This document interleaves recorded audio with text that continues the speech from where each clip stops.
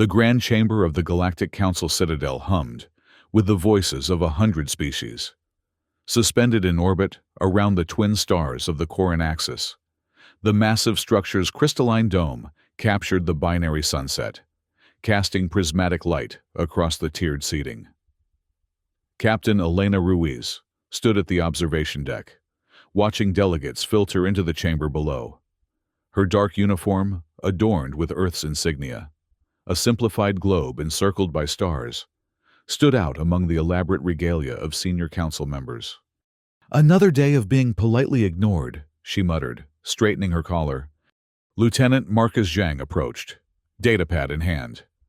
As Earth's observer and Elena's second-in-command, his presence was merely tolerated in council proceedings, a junior member from a junior world. "The Solarian delegation requested a private meeting before the session," Marcus said, his voice low. "I declined. Whatever they have to say can be said before the full assembly." Elena nodded approvingly. In the 20 years since Earth had gained its junior membership, they'd learned that private meetings often preceded public humiliations. The restrictive trade quotas imposed on human colonies and the one-sided technology-sharing agreements that benefited Council core worlds had taught Earth's representatives caution. "Any word from the border colonies?" Elena asked. Marcus checked his encrypted communications. Aurora Fringe reports increased Council customs inspections. Kepler Rift still hasn't received clearance for their agricultural exports. He hesitated. Nova Eden sent nothing through official channels, but Director Patel forwarded this. He handed Elena a small data crystal. She pocketed it without comment. The border worlds and frontier colonies existed in a precarious balance, some struggling under council mandates, others quietly thriving beyond the reach of major powers. Nova Eden had become particularly adept at flying beneath council notice. "It's time," Elena said as the chamber signal chimed. "Let's see what new restrictions they have planned for us today."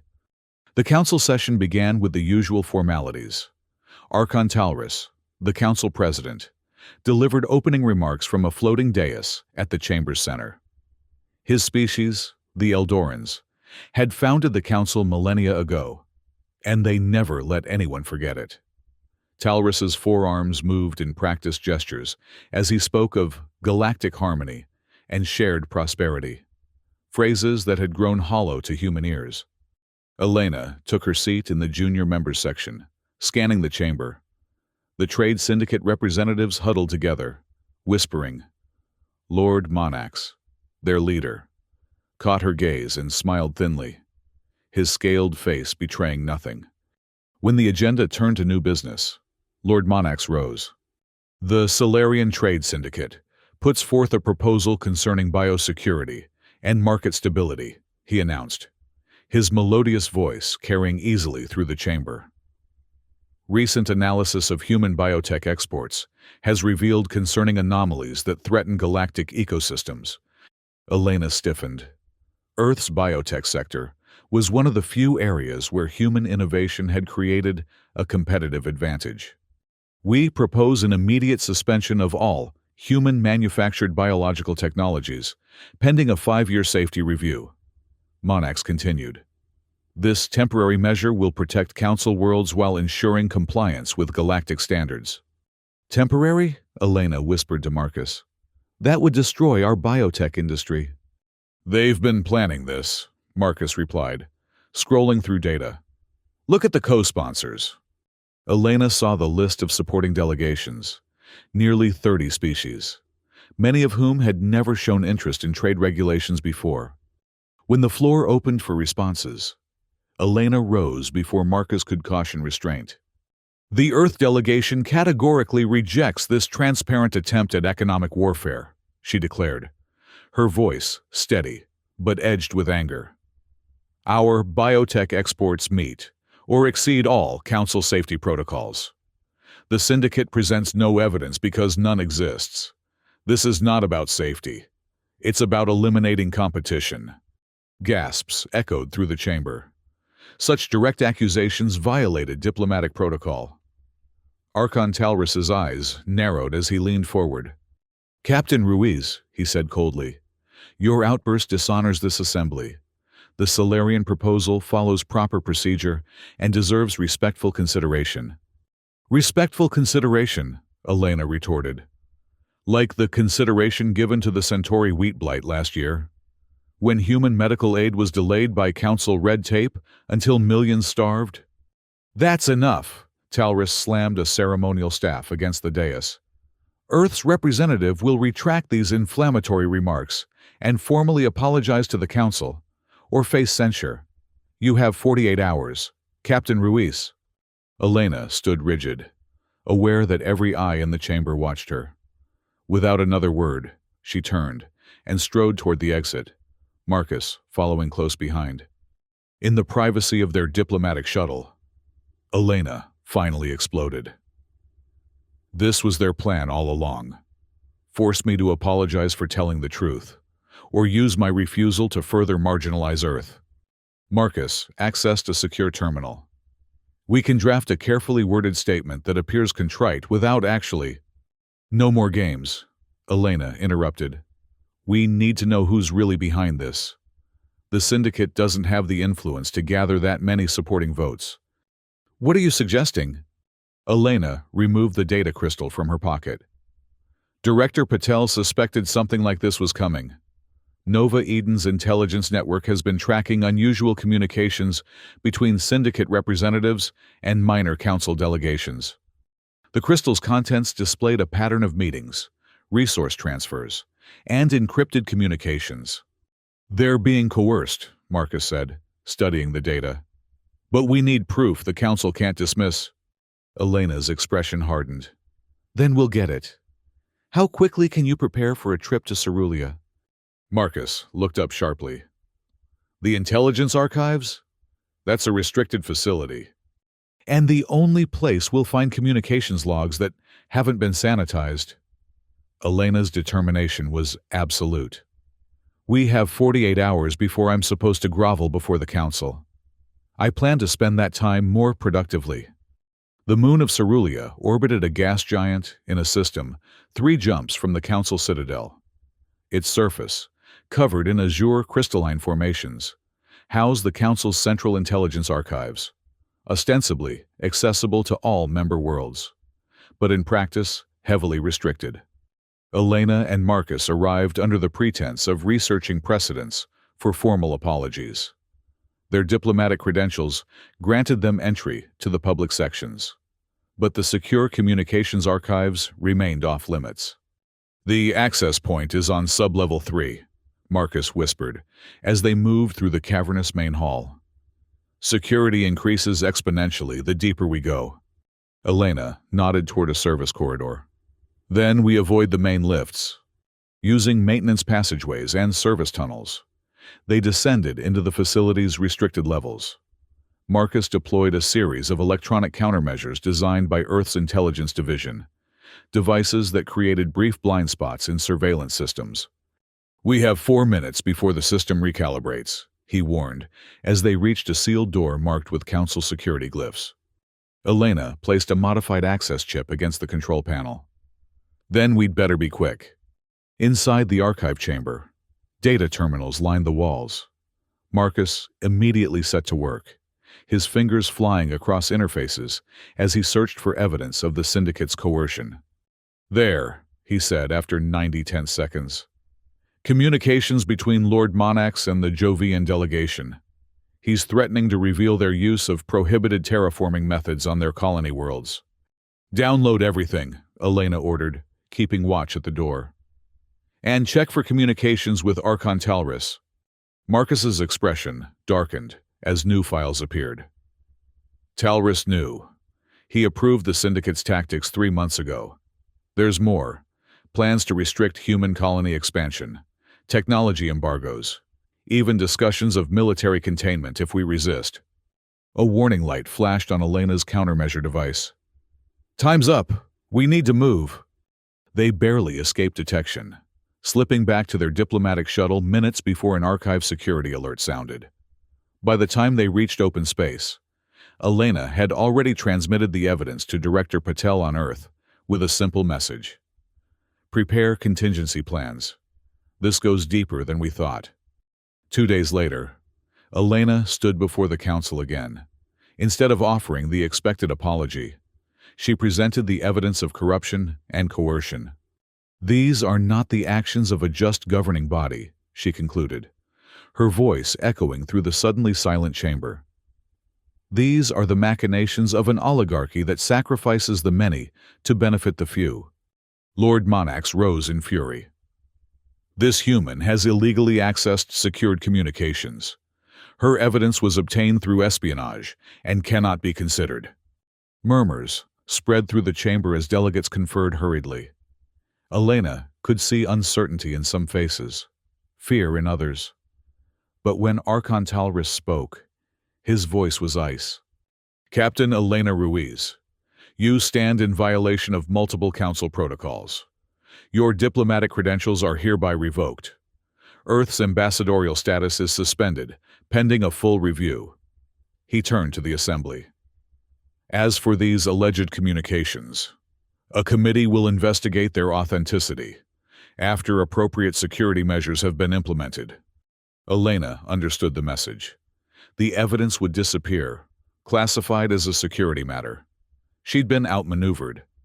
Then Earth withdraws from these proceedings, she announced, unpinning the council insignia from her uniform and placing it deliberately on the speaker's podium. The symbolic gesture sent ripples of shock through the assembly. As she left the chamber for what she suspected might be the last time, Marcus fell into step beside her. "What now?" he asked quietly. "Now," Elena replied. "We see if humanity is ready to stand on its own." On Earth, Director Naomi Patel had already set contingency plans in motion. The Council's dismissal of Elena's evidence only accelerated their implementation. In a secure facility beneath the Himalayas, she convened an emergency meeting of Earth's leadership. Admiral Javier Moreno, commander of Earth's Defense Fleet, studied tactical projections with a grim expression. "If we formally withdraw from the Council, they'll see it as provocation. The trade syndicate has been looking for an excuse to restrict our shipping lanes. They'll do that anyway," Dr. Amina Okoye countered. The brilliant physicist had been leading a clandestine research consortium for years, developing technologies beyond Council oversight. "The difference is whether we do it on our terms or theirs." Governor Marta Santos of Nova Eden joined via secure quantum link, her holographic form shimmering slightly. "My colony is prepared to sever all Council trade ties immediately. We've been building towards self-sufficiency for years. As have others," Director Patel noted. Aurora Fringe, Kepler Rift, the Tau Ceti settlements, all have been quietly stockpiling essentials and developing independent supply chains. "Then it's decided," Patel concluded. "Earth will formally withdraw from the Galactic Council. All human colonies will be advised to prepare for potential Council retaliation.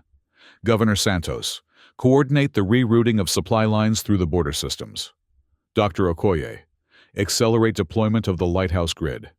Admiral Moreno, position our fleets to protect civilian transports." "And Captain Ruiz?" Admiral Moreno asked. "She'll return to active fleet command," Patel decided.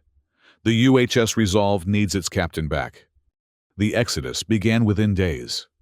Council intelligence sources reported hundreds of civilian starliners departing from human settlements in Council space, heading for the frontier systems. Families packed what they could carry, leaving behind homes and possessions for the promise of freedom in the outer reaches.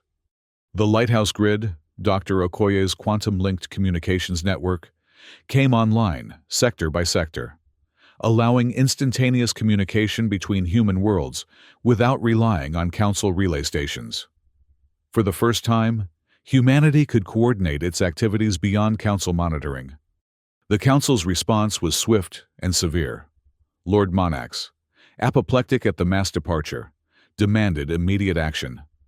Archon Talris authorized a blockade enforcement fleet under Admiral Korov Zanuck, ostensibly to ensure proper customs inspection, but clearly intended to intercept human ships and force their return. "They're trying to starve us back into submission," Elena told Marcus during a briefing aboard the UHS Resolve. Reinstated as captain, she now commanded a battle group escorting refugee convoys through contested space.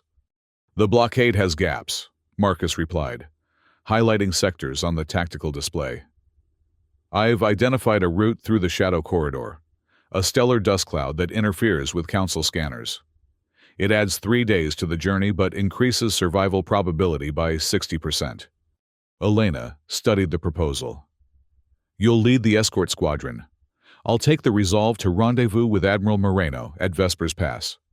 Vespers Pass had become a strategic choke point, a narrow, navigable route through a dense asteroid field that both human convoys and Council forces needed to traverse. Intelligence suggested Admiral Zanuck planned to establish a permanent blockade there, cutting off the primary route to human frontier colonies. As Marcus led refugee ships through the Shadow Corridor, Dr. Okoye arrived on the Resolve with a technical team and mysterious cargo. "Phase shift shields," she explained, directing the installation of angular devices around the ship's hull. "They create a quantum interference pattern that disrupts targeting systems. Council weapons rely on predictive algorithms. These make our movements fundamentally unpredictable." "Untested technology," Elena observed. Dr. Okoye smiled tightly. "Not entirely. We've had development labs on Nova Eden for years, beyond Council oversight. The prototypes performed exceptionally in simulations." "Let's hope reality matches simulation," Elena replied. "Because we're about to face the largest Council fleet assembled in decades." The Resolve reached Vespers Pass to find Admiral Moreno's forces already engaged with the leading elements of Zanuck's blockade fleet. Council cruisers formed a picket line across the navigable corridor, their weapons already claiming several human transport ships that had attempted to run the blockade. "Status report," Elena demanded as she entered the Resolve's bridge. "Admiral Moreno is holding position at the outer marker," her tactical officer reported. 17 Council capital ships detected, with more arriving. They've established targeting locks on all human vessels. "Activate phase shift shields," Elena ordered. "Communications. Connect me with Admiral Zanuck." The Council Admiral appeared on the main view screen, his rigid posture reflecting the Vargasian military tradition. "Captain Ruiz, surrender your vessel and order all human ships to stand down. This illegal exodus violates multiple Council directives." "We've withdrawn from the Council, Admiral," Elena replied calmly. "Your blockade constitutes an act of war against sovereign human worlds." "Semantics," Zanuck dismissed. "The Council does not recognize your withdrawal. All human colonies remain under Council jurisdiction." His eyes narrowed. "I have authorization to use whatever force necessary to enforce compliance."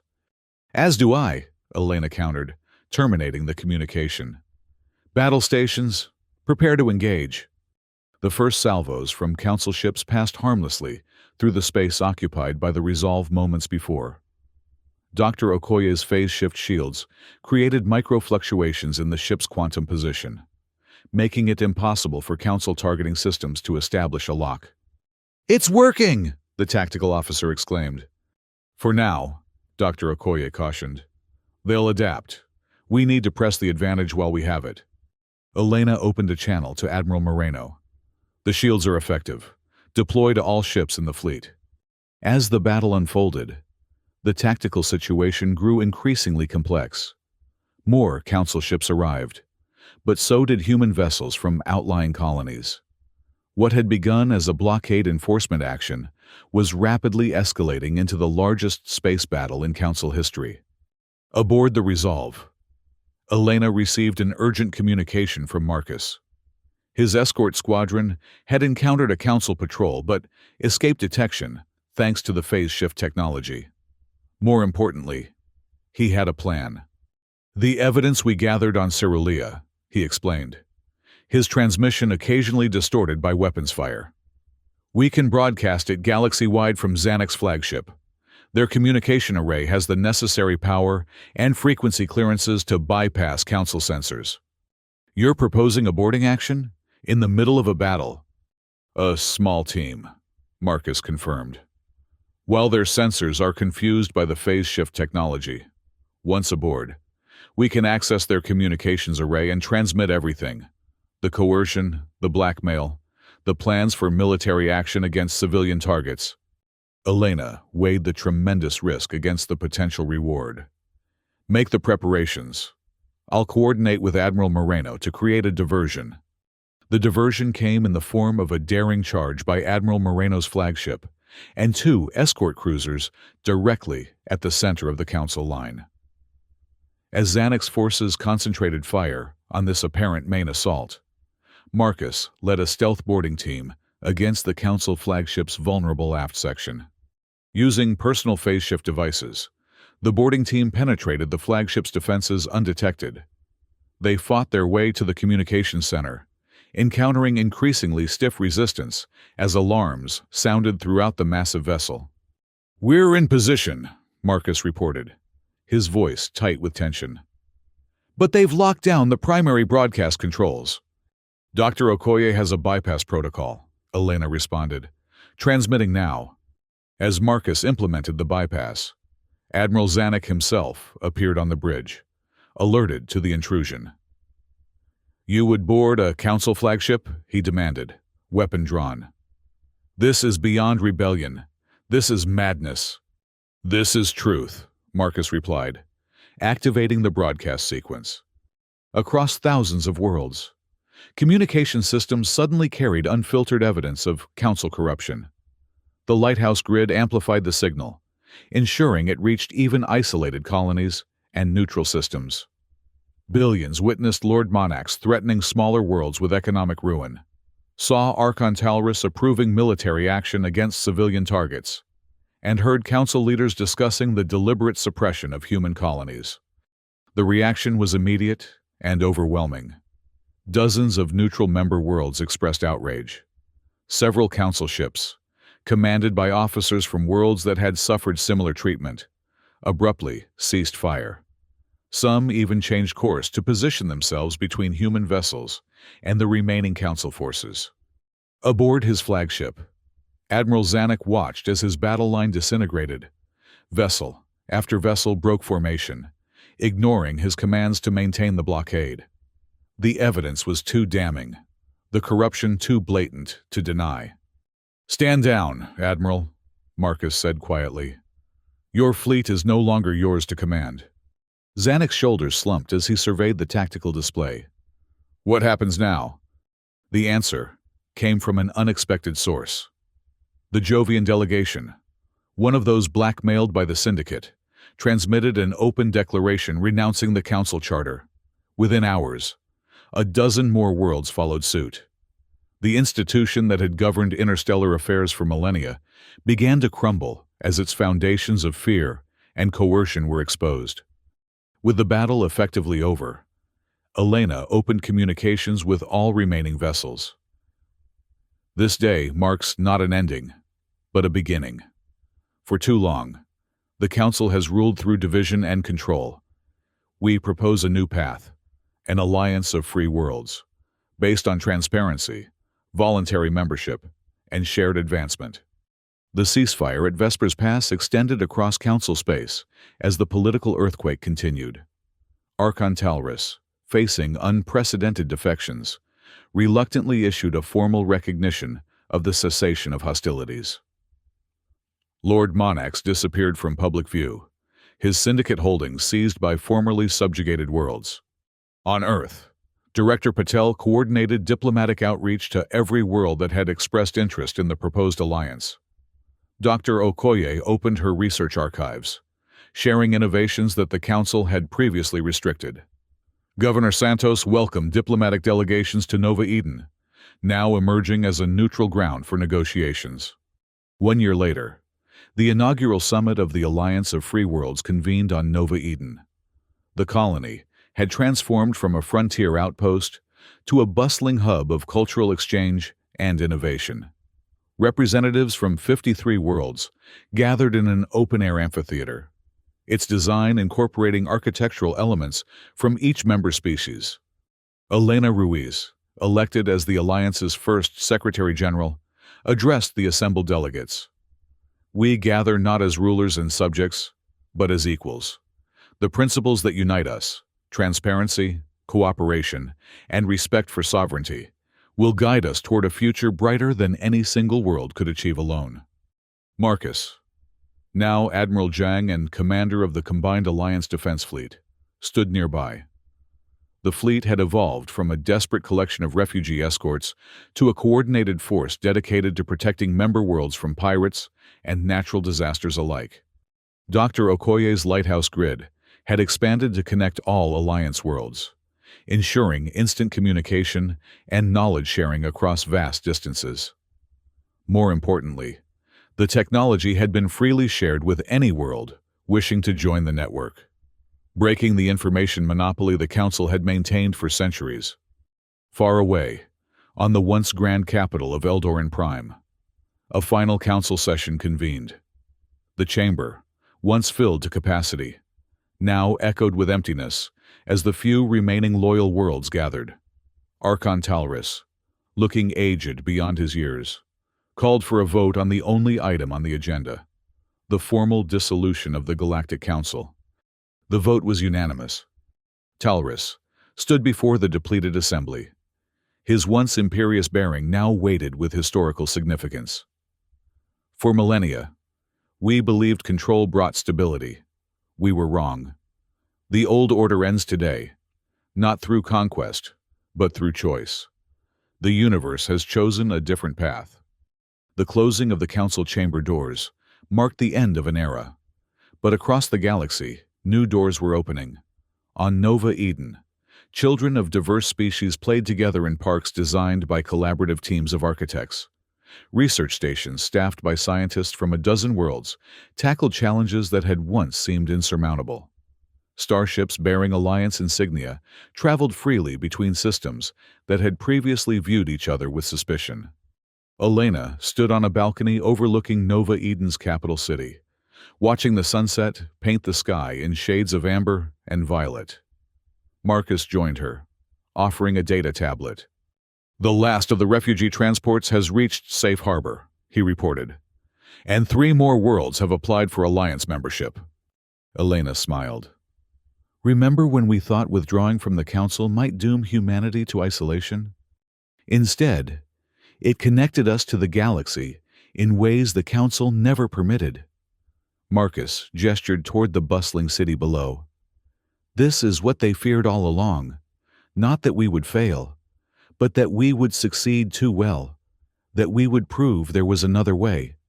As twilight deepened into night, the stars emerged above Nova Eden, countless points of light representing worlds that now looked toward humanity, not with fear or resentment, but with hope and partnership. The day humans withdrew from the Galactic Council had indeed transformed the universe, not through destruction, but through the creation of something new, a future founded on freedom, trust, and the boundless potential of cooperation. Elena raised her glass to the stars. "To the Alliance," she said softly, "and to all that lies beyond."